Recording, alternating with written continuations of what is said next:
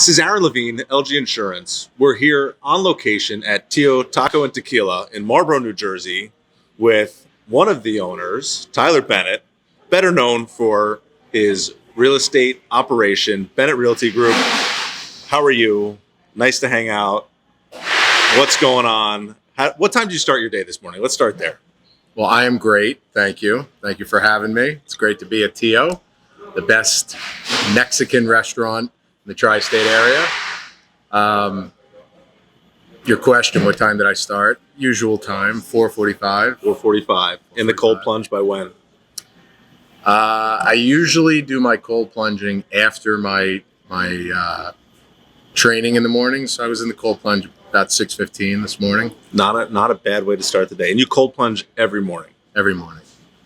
And you have a box outside your house, right? You don't have just like a tub. You have an ice chest. Like, how do you go through it? I have a couple of them.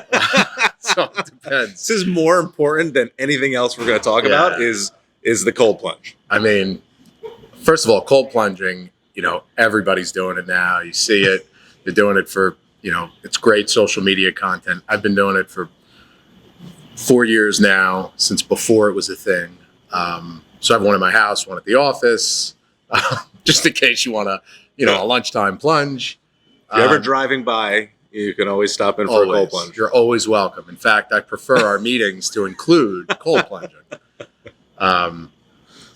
So yeah, I have a cold plunge outside, and every day I cold plunge. The health benefits are, the science is getting better behind it, but the health benefits are profound. Stress, inflammation, anxiety, clarity, immune system.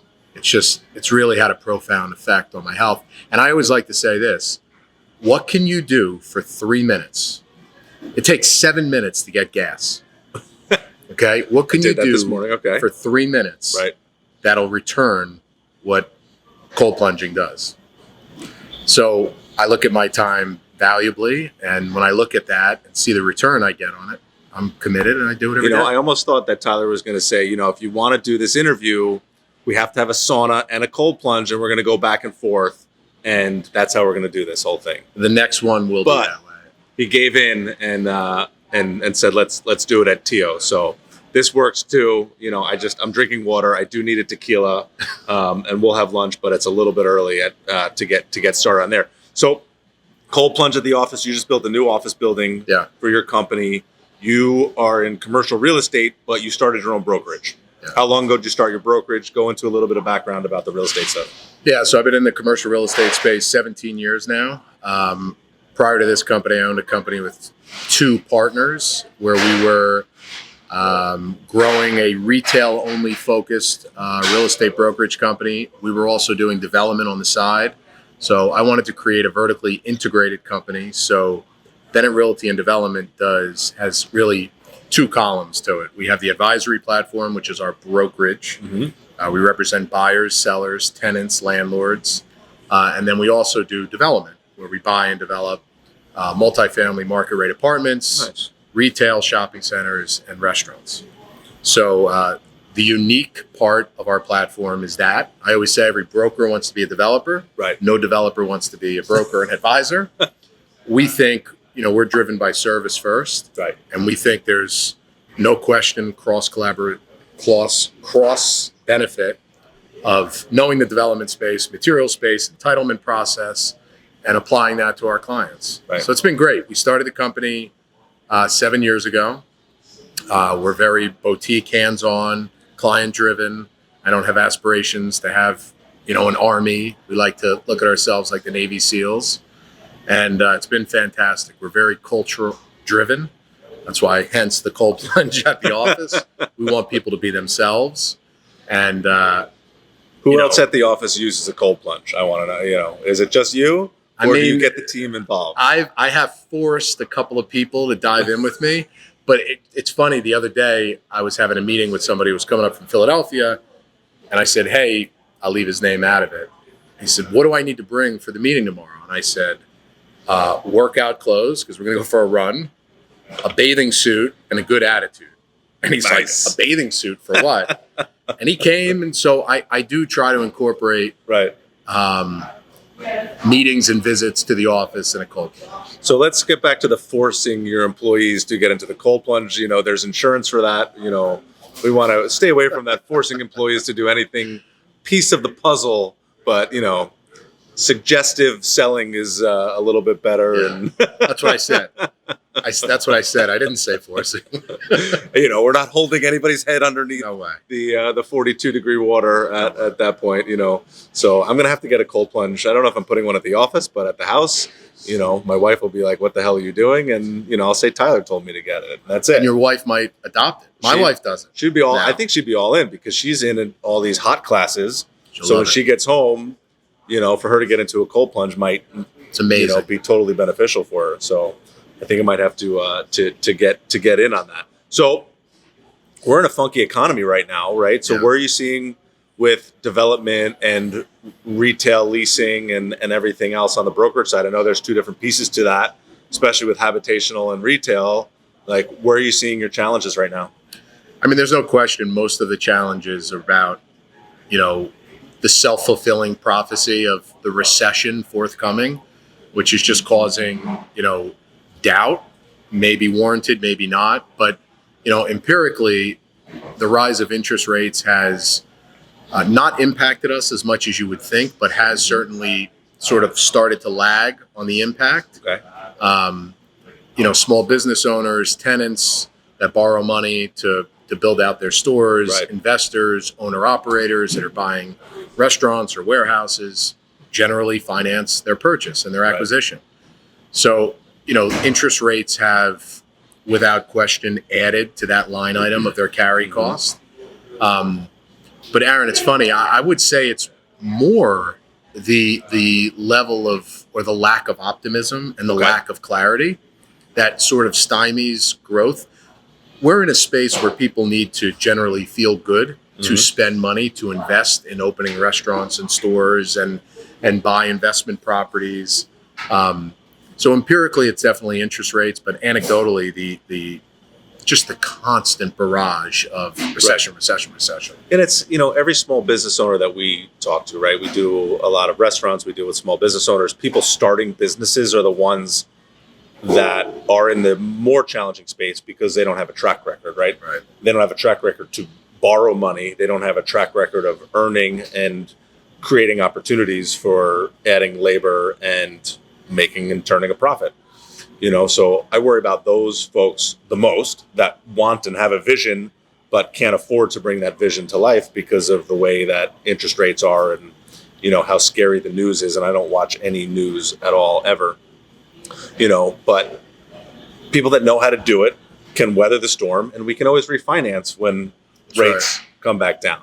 But we're in a business on the insurance side where small business owners only look at us as an expense. I'm being forced to buy insurance by my landlord. I'm being forced to buy insurance by my bank. Well, when a car drives through the window, the insurance is the one that's going to put the wall back together and cover the loss of business because it's going to take 2 months to get the restaurant repaired again. And we just did an Instagram reel, where a car actually drove through a window where two people were podcasting. We should have been sitting in the window. That would have been funny. We could have, not had a car drive in. But if a car was driving in right behind us while we're sitting here, it's out of control. The restaurant has a duty to protect us, to make sure we're safe inside the restaurant. You're my guest today. I have a duty to make sure you're in a safe environment. And the vehicle driver, probably doesn't have good insurance.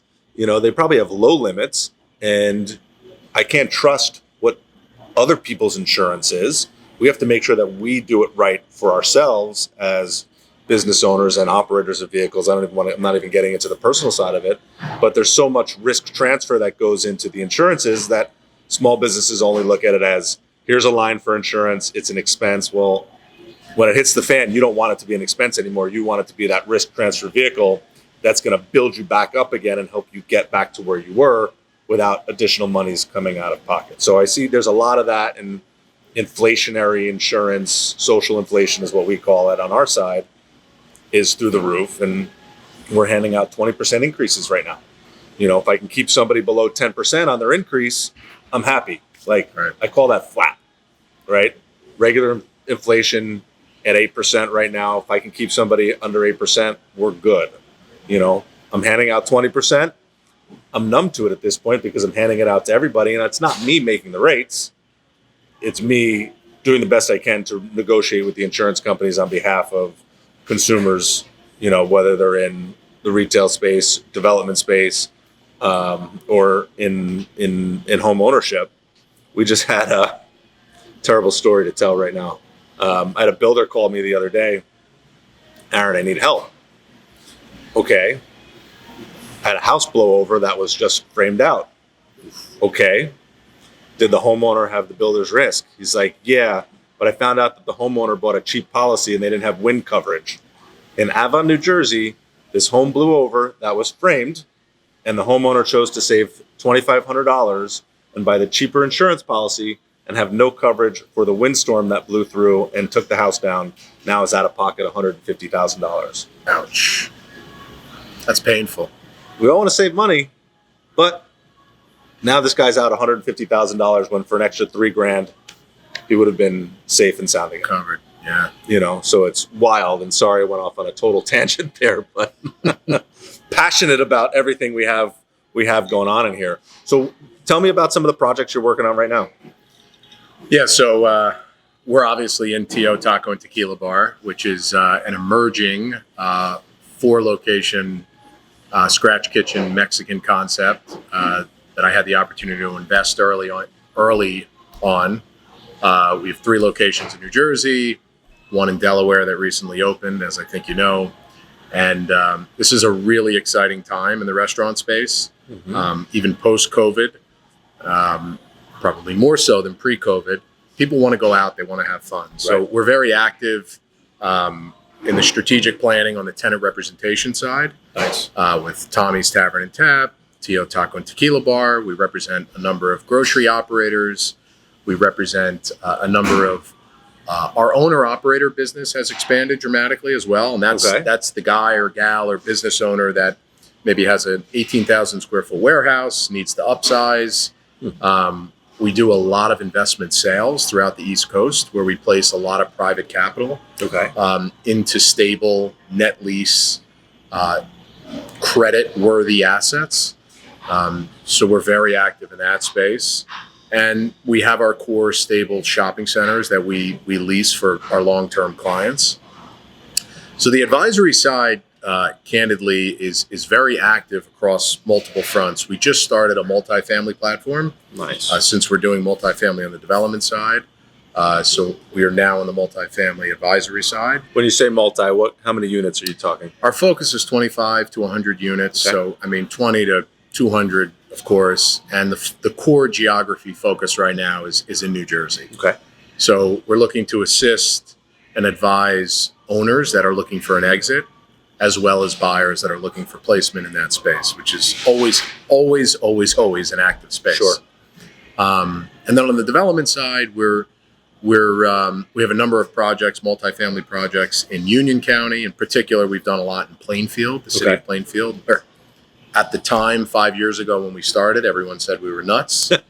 Now, if you go there today, there's building booming happening everywhere. There's cranes in the sky.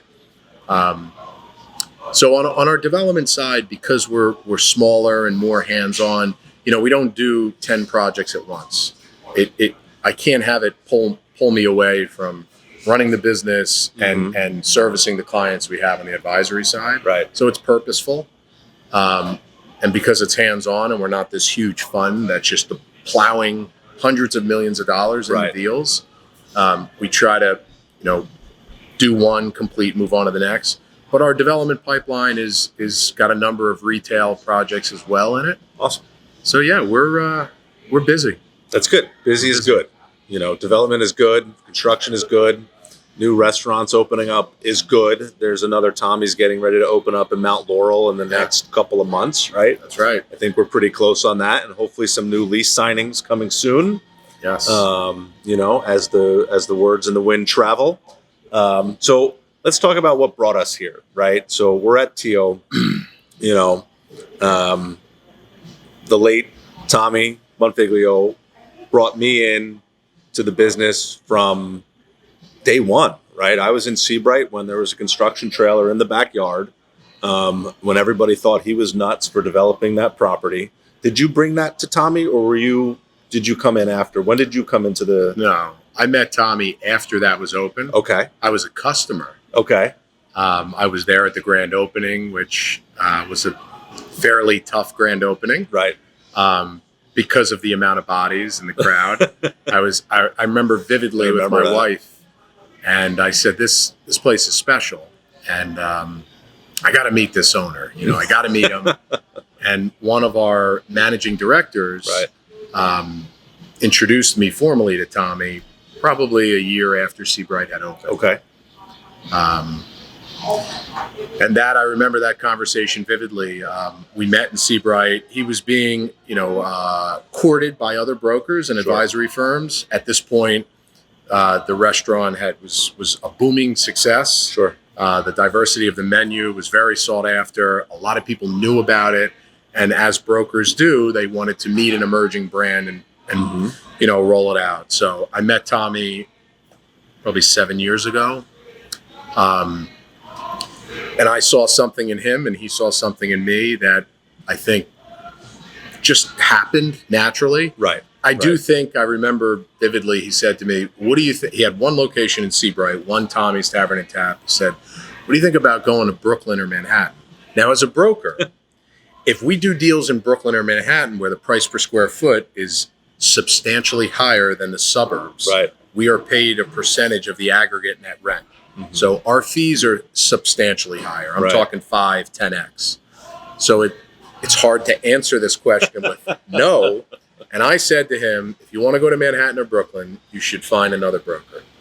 Because if I take you there at $1 million+ a year in rent on your second location, operationally an hour from your existing, and you don't make it, I'll make a lot of money, but this won't continue on. Right. And I do think, looking back, that because he said to me later on, you're the only broker who said that to me. Everyone said, go to Manhattan, go to Brooklyn.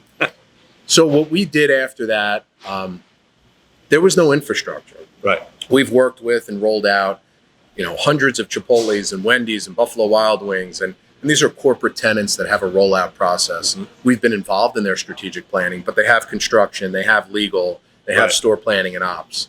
It was just Tommy and I. And so I introduced him to the idea of, a market penetration plan. Okay. And I guess I could say, the secret sauce was connecting the dots. Right. And the connection of the dots allows growth to accelerate substantially higher. Okay. So I put forth a strategic plan based on where Seabright was operationally. Where can we open and operate? Geographically, where Seabright is a dog always, except for Tommy's Tavern and Tap. Correct. Yeah, that one. That's a hard dot to connect to anything. But we did it. But we did it. We did it by going to Western Monmouth County. We went to Freehold. Right. By going to Staten Island, where a lot of New Yorkers come down for the shore. So the benefit of opening in those two markets first was we had brand awareness. And a lot of what we do as advisors is not just finding and seeking the best real estate. It's strategizing. And so I think once he saw that, and then we opened Freehold and then Staten Island, it was like, holy cow. I get the power of this dot connection. Right. And then, we had our strategic plan. One of the biggest challenges, Aaron, was that the unrivaled success of the Tommy's and the diversity of the brand almost equated to can't lose location. Right. Meaning it didn't matter where we put it. And the Seabright location broke every rule in the book. Right. 180-degree market with the Atlantic Ocean, seasonality. Obviously, it was right after Sandy. It wasn't a vibrant downtown, poor parking, poor accessibility. It just broke everything. So he had to adopt. Right. That was sort of the anomaly. Okay. And we're not going to seek duplicating that because that's a big risk. Right. And as it grew, he understood that parking was paramount. Everybody in New Jersey has a car. Sure. Everybody has a car everywhere. Sure. So we were successful in opening 2 and 3, but I'm forever grateful to him for entrusting me. He really gave me the opportunity to lead the way on the real estate and expansion. And, I think he looked at it as a two-way street, in so much that when we work with a client in a space, we don't work with a competing client. Right. So we had other brands we were representing that were long relationships, but I really sought and continue to seek that entrepreneurial, family-run business. I mean, that lights me up. Right. The corporate guys are great, Sure. but one quarterly miss on the market of earnings, and the phone call comes in, we're pulling the deal. We're pulling, Right. Whereas with Tommy's, there was no real estate department. Right. We would drive around to a site tour, and he'd look at me, I feel it. And I'd be going through this book of all this data and showing him competitions and sales volumes. Doesn't matter. I feel it. And I'm like, And that's it? And that's a good restaurateur, right? You're going to feel the market, just by a couple of drive-bys and understand what's going on and the vibe and the Tommy's menu, right? The Tommy's menu is appealing, and the Tommy's service is providing, the right hospitality experience, right? We want to go out for an experience, and we get that when we go to Tommy's. We get that when we go to Tio's, right? We don't get that everywhere, but having the right service between corporate service and mom and pop is super important.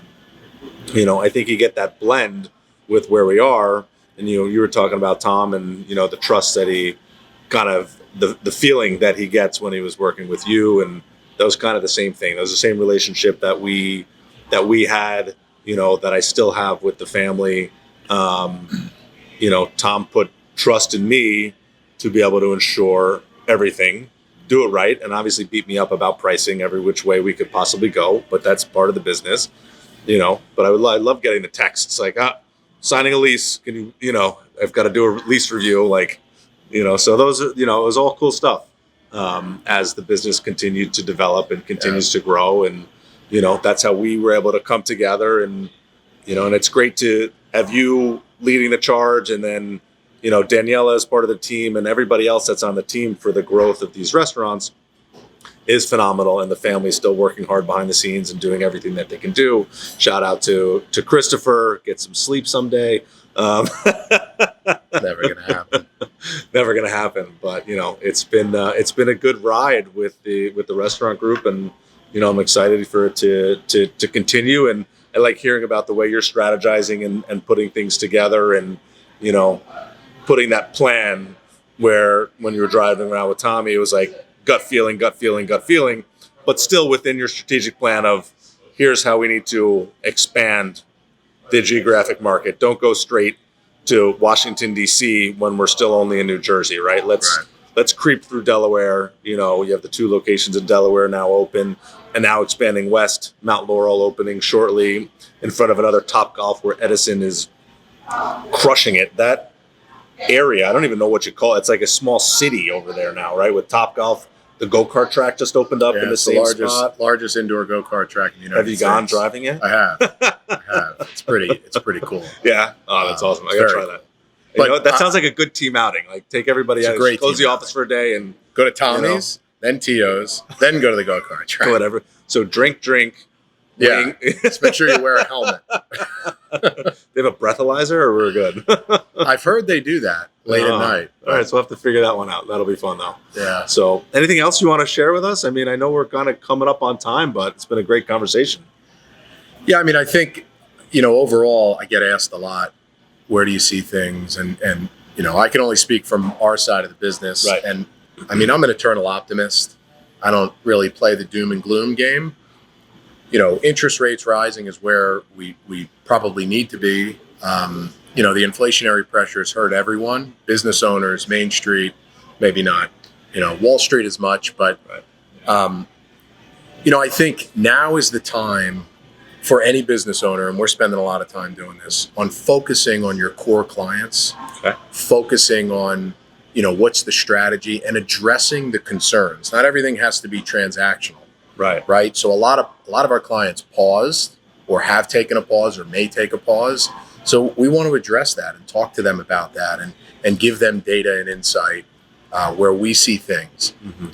For the well-capitalized people and business owners, the opportunity that's ahead of us is generational.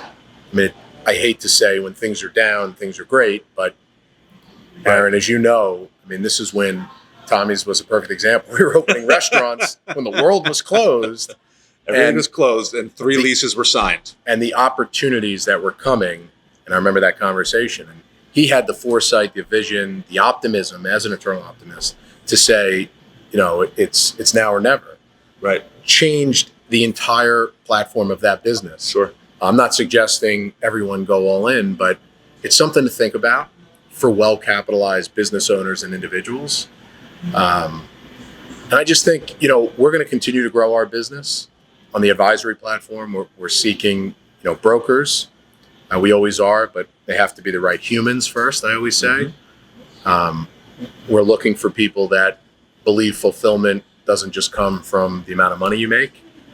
We spend more time in our offices and at work than we do it with our families oftentimes. So we're looking for the right people, people that are outside the box thinkers, people that are entrepreneurial. And we're really excited about some new announcements that are coming on the client side and on the business side. That's great. So I'm excited. I mean, I recognize the challenges. Now the Aarons of the world really show their value, right? Because when things are humming, it's like, Aaron, give me a price. You know, John, give me a price. I'll take the cheapest price. Now it's... We're going to earn it. Yeah. We're going to earn it. I like the eternal optimist, you know, mindset in the cold plunge, wherever it is. This was a great conversation. So Tyler Bennett, can't wait for part 2 in the cold plunge in the sauna. Watch it. You heard him. You heard it here. We're doing it. It's definitely doing it. Thanks, Aaron.